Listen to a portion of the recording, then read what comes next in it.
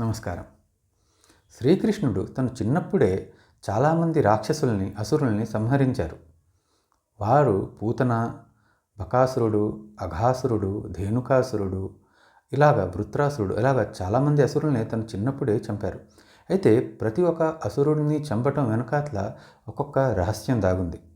మనం ఇవాళ వాళ్ళలో అత్యంత ప్రమాదకరమైన రాక్షసుడైన అఘాసురుడిని చంపటం వెనకాతల రహస్యం తెలుసుకుందాం.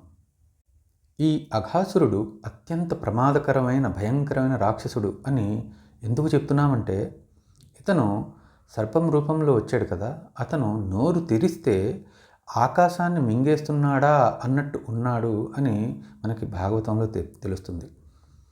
ఈ అఘాసురుని నోటిలోకి గోపాలురు అందరూ కూడా వెళ్ళిపోతారు, ఆడుకుంటూ వెళ్ళిపోతారు.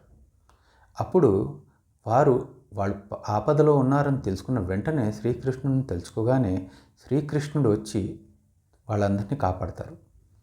ఈ అఘాసురుడు అంటేనే పాపానికి ప్రతీక అని మనం చెప్పుకోవాలి. ఈ పాపాలు చాలా రకాలై ఉండొచ్చు. ఇక్కడ మనకి ఉండే ప్రతి దుర్వ్యసనం కూడా ఒక పాపంగానే మనం ఆలోచిద్దాం.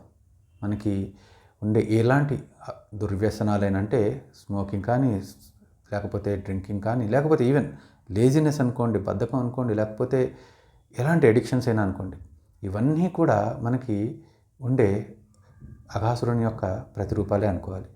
అయితే వీటి నుంచి బయటపడటానికి శ్రీకృష్ణుడి నామము ఒక్కటే శరణ్యం అని మనకి భాగవతం చెప్తుంది.